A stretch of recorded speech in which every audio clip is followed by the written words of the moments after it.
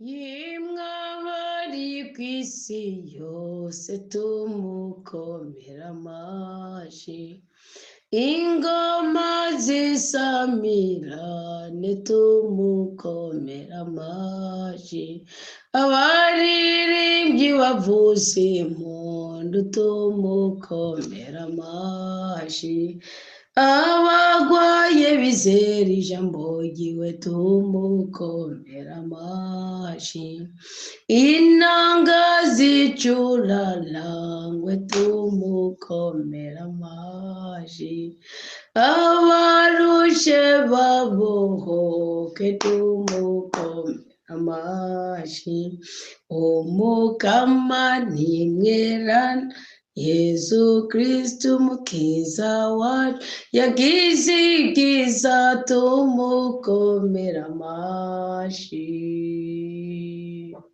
Tugire Kristo mubishatse mworema akanyamuneza mu buzima bwanyu. Turi mu mwanya mwiza wo guhindurirwa izina kuko dufite uwo duhindurira. Wakubwira ngo ugihindura n'ibyokunda byo gucanganikira ukavuga uti iyo buraseri nyegera. Wakubwira ngo ugihindura n'ibyo gukundira byo gucanganikira ukavuga ngo kotewe ukavuga ngo ngwiki uyu duhene babaga rwose twegera aho mberere, si ibyo bihindura izina ry'umuntu. Mbiza akabanga ka Bibiliya mu gitabo cya Tabita 3 baravuga ngo ndaheza nuzura agahinda mu mutima ndarira niha. Uyu mugabo muza kubyumviriza neza ayuzuye agahinda mu mutima akarira niha, ari yageze ko ahindurirwa amazina ibyo yakoze, umusaruro wabyo ukaja ku mugaragaro.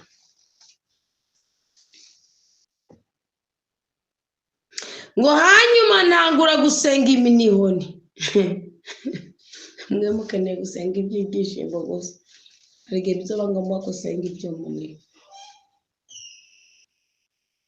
Ngo ndavuga ngo uri intungane Mukama, kandi ibikorwa byawe byose biratunganye. Ari mu miniho, ari mu gahinda, mugavuze ngo uri intungane Mukama.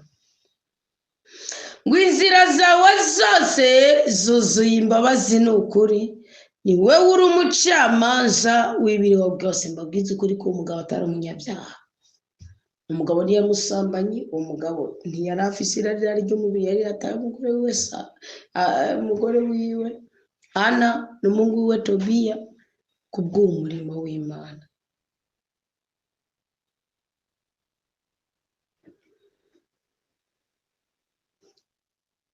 Ngo ubu rero Mukama,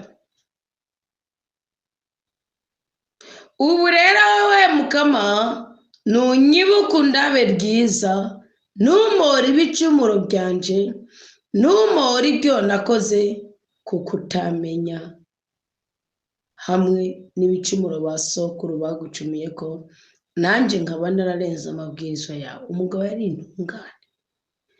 Ibyana ni uno mwuzukuru wa Nefutali, turi mu kwezi kwa Nefutali mutabiyibagira. Ibyananiye ba sekuru byose byiza itego bishingiye ku rwego ry'Umukama niwe yabishoboye. Inga ngo uri karakamvuka no guca bugufi.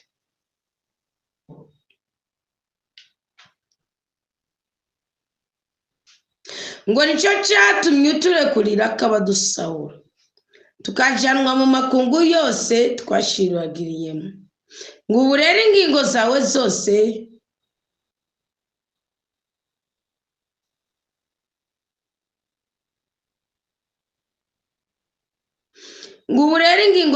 zose wamfatiye kubera ibicumuro byanje n'ibya basokuru n'izokuri. Kavuga uti Mana wari warabiganye ko nzogorwa kubera gusambana kwa sokuru. Mana wari warabiganye ko nzogwara kubera kutamenya kwanje intege zanje we gito bwanje. Mana wari warabimenye ko ntazobyara kubera kutiso umva nyene ugafata inabi yawe ukayizana mu bugombe bw'Imana.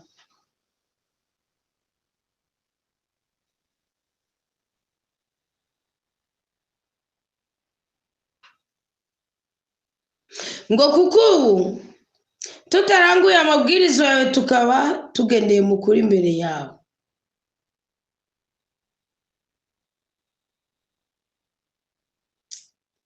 ngo Mukama natubabarire ibyaha byacu n'ibya'abasokuru, kandi ingingo zawe dufatira n'iz'ukuri, kuko tutaranguye amabwirizo yawe, tukaba tutagendeye mu kuri imbere yawe. Ubu rero mwami nyene ijuru n'isi, nungirira ibyo guhimba, umva avuye mu mbaraga ziwe, mu bushobozi bwiwe, aje mu bushobozi bw'Imana, ngo niwakire umutima wanje, kugira ngo mve kuri iyi si ncike ivu, kuko gupfa ari byo byombera byo kuruta ukubaho. Udatanze umurage, ibyo bintu by'uko uvuga ngo nimupfe nimubikureho, ngo nkako numvise nukigwa ubusa, kandi mfise agahinda kenshi. Mukama nkura muri ubu bukene, undeke nje mu buruhukiro bw'imyaka yose, ariko ntunkure k'inyonga zawe. Sema sasa ubuzima budahe, ariko ntunkure kw'inyonga zawe Mukama, kuko gupfa ari byo byombera byo kuruta kubona ubukene bwinshi mu buzima bwanje, kandi simbe ncumva nuko. Ntugatinye umubabaro uhuye nawe, ariko n'imbere y'umubabaro ngo n'imbere y'Imana.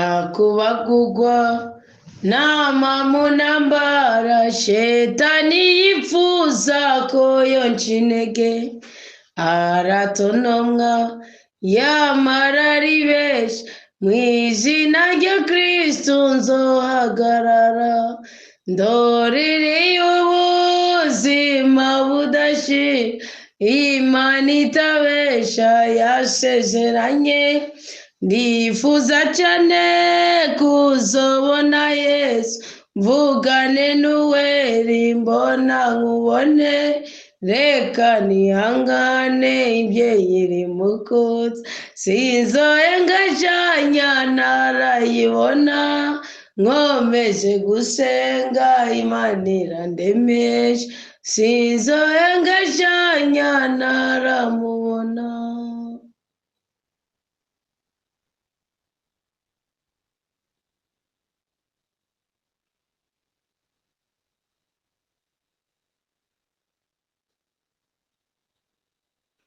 Kwiye guhengeshanya utarabona Imana.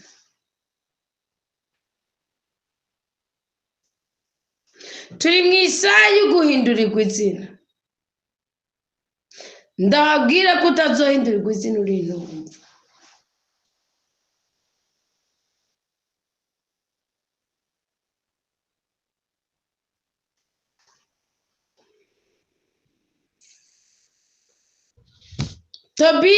Tobito yasengeye mu makuba, asengera mu maganya, kandi yari yarakoreye Imana.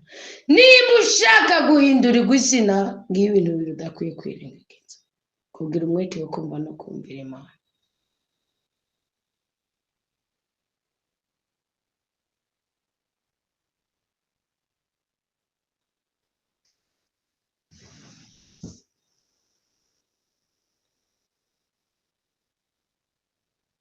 Kugira umwete wo kumva no kumvira Imana.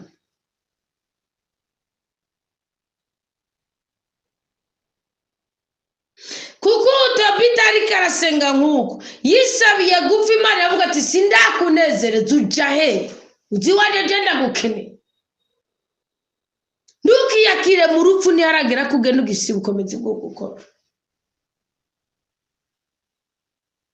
Yaravuze ngo ubukene buntumye niyumvira gupfa gusumba kuronka ubuzima. Reka mbabwire ikintu kizobahindurira izina.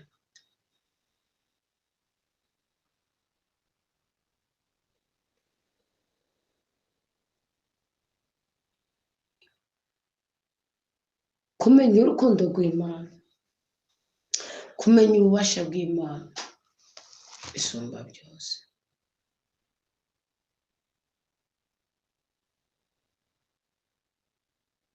Kandi ukabimenya atari imvugo, atari amajambo, ari ubuzima. Ko biravuga muri Zaburi ya 19 ngo si imvugo si n'amajambo, ijwi ryabyo ntiryumvikana, ariko inyigisho yaryo yasamiranye ku isi yose. Ariko iyo uzovuga ntibakumve. mugabo ugahinduka kuba icyitegererezo.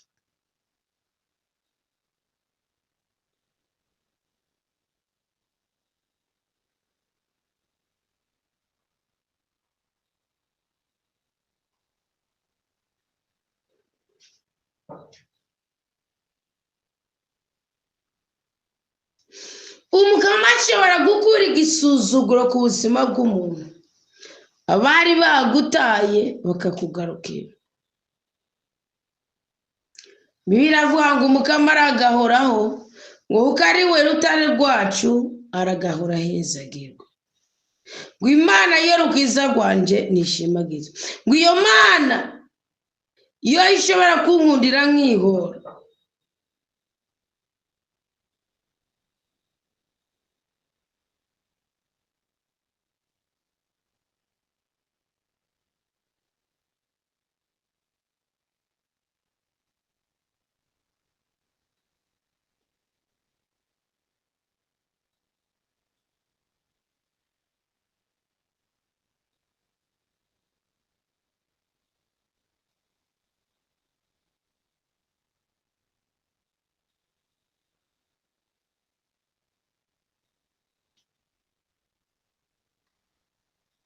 Ngo umukama aragahoraho kuko n'urutare rw'ubuzima bwacu. Ni Imana idukiza abansi bacu, ni Imana iduha gutsinda abaduhama, ni Imana idukiza abantu babahambazi. Ngo niyo mpamvu nzohayagiza umukama mu makungu, kandi niyo mpamvu nzoshimagiza izina ryiwe rudasumbwa, nkaririmba izina ryiwe ryeranda. Ubundi Imana niyo yongereza intsinzi, niyo igirira ubuntu igihugu cyayo.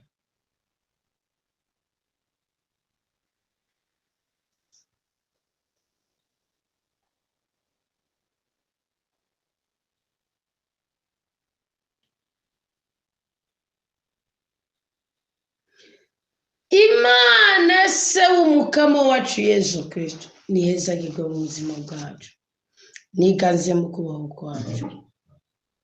Uyu muturuturu waguhindurirwa izina, ubwira Imana uti singe n'ingoro zawe zihimbaye.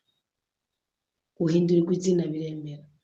Iyi minsi ya mutima mweranda, iyi minsi ya Pentekote, guhindurirwa izina niki? Birasaba kwitandukanya. Ubundi biravuga ngo umunsi wa Pentekote mu bikorwa by'abatumwa kabiri, ngo umunsi mukuru wa Pentekote wasanze abantu bose bari hamwe.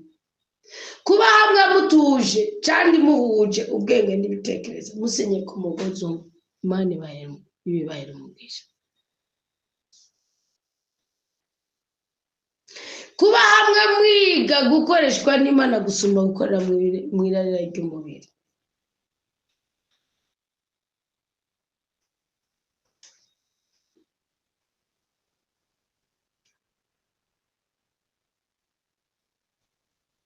Imana ibitangira umugisha. Ariko rero uku kuba hamwe bakundwa b'umukama turi mu isaha idasanzwe, isaha yo guhindurirwa izina. Wafise umutima wowe ko Ananiya na Safira babaye hamwe n'abandi ariko bagahoya.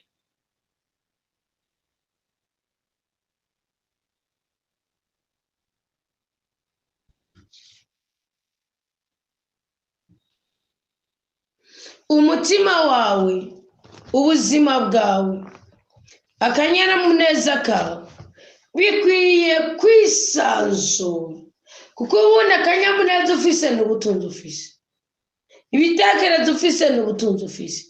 Impamvu uza kuja kudanaza no kuwabihise, impamvu uja kuja kwa muganga gukora no kuwabize, ariyo nibyo udahitamo ukabirungukwamo n'ibindi. Ariko mbabwiza ukuri bakundwa b'umukama, uyu munsi turabana b'Imana, ko zose ni kurasha.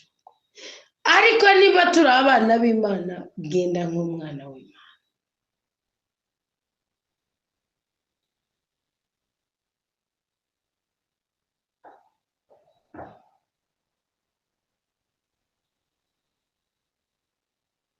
Nta kintu na kimwe mu buzima bwawe uzogera ko utabanje kuyoboza Imana inzira, kandi ukayisaba iguhindura amateka, iguhindurira inzira.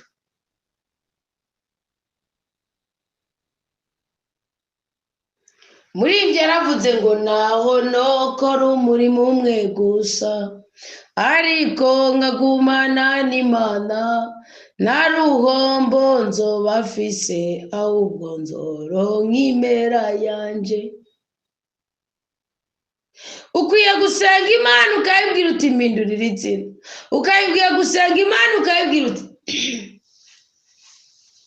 ibitateza izina ryanjye ibishira kure y'urukundo rwawe ndabyase ndabyiruka kandi ndabyisambuje mu izina rya Yesu Kristo. Ukwiye gusenga Imana ukayibwira uti Uwiteka nyagora ku ngoma wowe Yehova.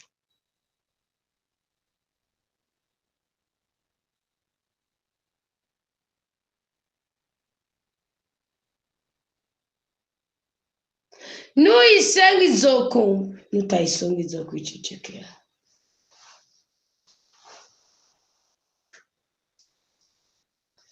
Uyu munsi uhitemo kubwira Imana utayamagura adindiye umugongo urya uko umaranye igihe usomanye buri kintu cyose kinanije umutima wawe cyereka Imana.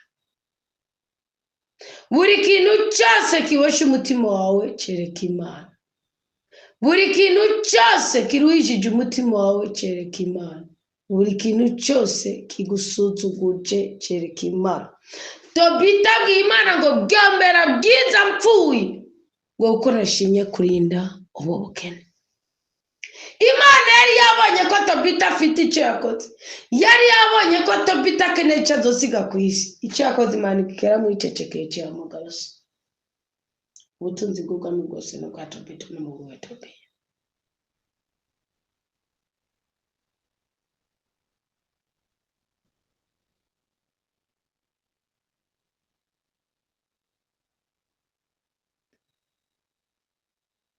Igihe cyose wumva amaganya uba watakaje Imana. Kw'ibidukubita ni byinshi, abaturoga ni benshi, abatuvuma ni benshi, abatunaniza ni benshi, abatubenga ni benshi, abaturemenaniza ni benshi, abasubiye inyuma ni benshi. Mugaba Imana ngo agasura mfise ni kubera Imana, akajwi mfise ni kubera Imana, two kurya ngifungura ni kubera Imana. Kubera Imana bohoka, kubera Imana atabagwa, kubera Imana ahindurirwa izina, kubera Imana agira umunsi mwiza, kubera Imana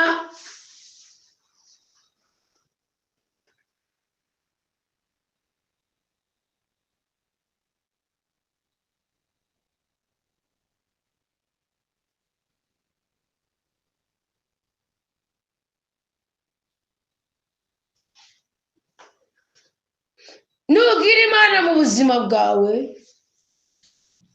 ntuzigere utabagwa. Dusenga Imana duhindurirwa izina. Mureke kubaka umunara w'i Babeli, mugamburukire Imana mugendere mu kuri kw'ijambo ryayo.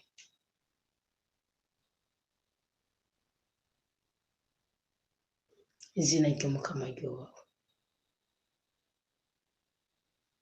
Ubwami bw'Imana buze. Uyu munsi senga witeze ko hari ikintu gishasha gikorerwa mu buzima bwawe. Ntabwo gica ku mwana w'umuntu, kiza ku Mana direct. Umwana w'umuntu agukuraho ibicu ugaheza ukuzura n'Imana.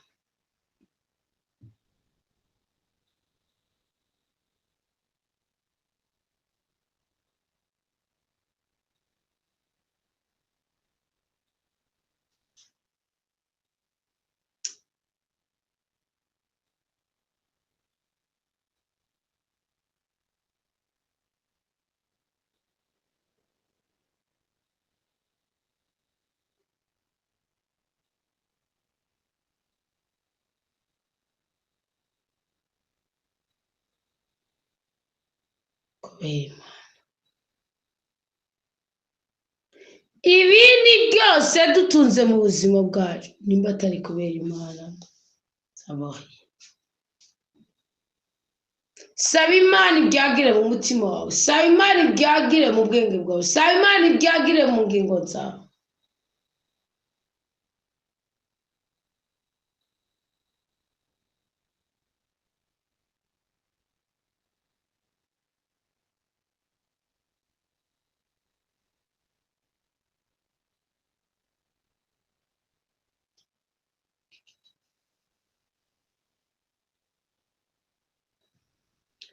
bwira Imana uti ntacyo naburiye mu biganza byawe, komeza unyubake nubakike, untabare ntabaruke, umbohore mbohoke.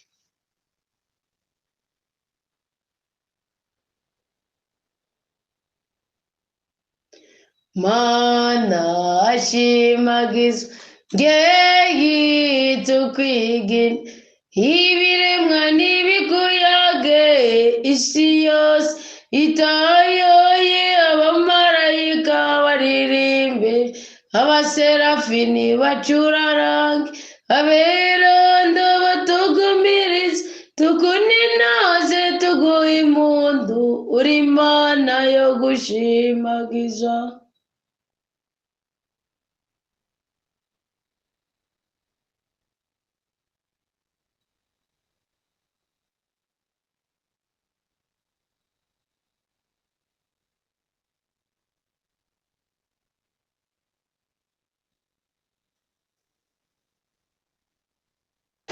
ngo abiranda batugumirize, abamarayika baririmba. Turagushimiye cyane Mukama kuri iki gitondo cyiza cy'umugisha ubwoko bwawe uduhaye.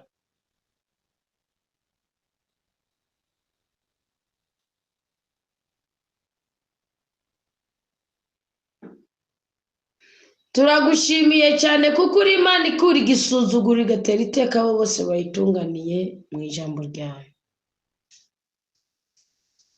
Turagusabye inkomezi zo guhindurirwa amazina, tuve mu buyako mu mazina afise icyaha cyangwa icyago azanana nayo, duhindurirwe twitwe abana bawe.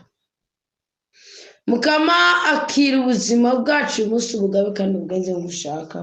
Turifuza kugurirwa ikirere cyiza ku buzima bwacu, turifuza guhindurirwa amazina, turifuza gutabarwa, turifuza kubaho. Icyo ni igikorwa cy'umwihariko wawe. Nturindira ko tujya mu mabloke operatoire, wowe nyine ufite uko ubigenza kandi ukabikora. None nuse Mukama wahabwa icyubahiro. Uyu munsi utunezeze, turi kwisabira. Uyu munsi utugire ikigongo, turi kwisabira. Uyu munsi uturinde guteterwa, turi kwisabira. Uyu munsi uturinde gupfa, turi kwisabira. Uyu munsi uduha umugisha no mu bwiza, uturinde kubabara. Mukama Yesu, ijambo ryawe niribe muri twebwe rigwiriye rwose. Muri iki gitondo turasenze ngo Yesu inganji yawe izamamare mu mitima yacu, kuko ubwami bwa Shetani buteshwe bute.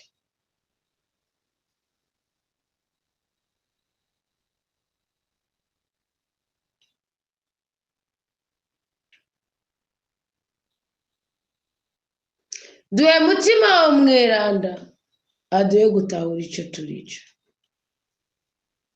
Mutima w'ubwenge, mutima w'ubwitonzi, mutima w'ububashakazi.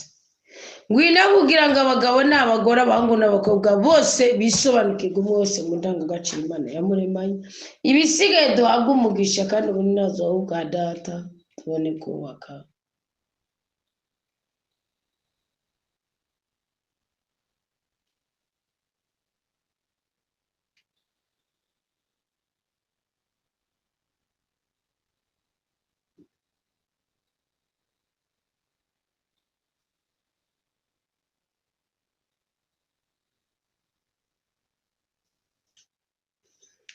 Urakoze Mukama, urakoze kutugira byose kubera ubuntu bwawe. Urakoze kuturinda kubaruka twagura imbibi.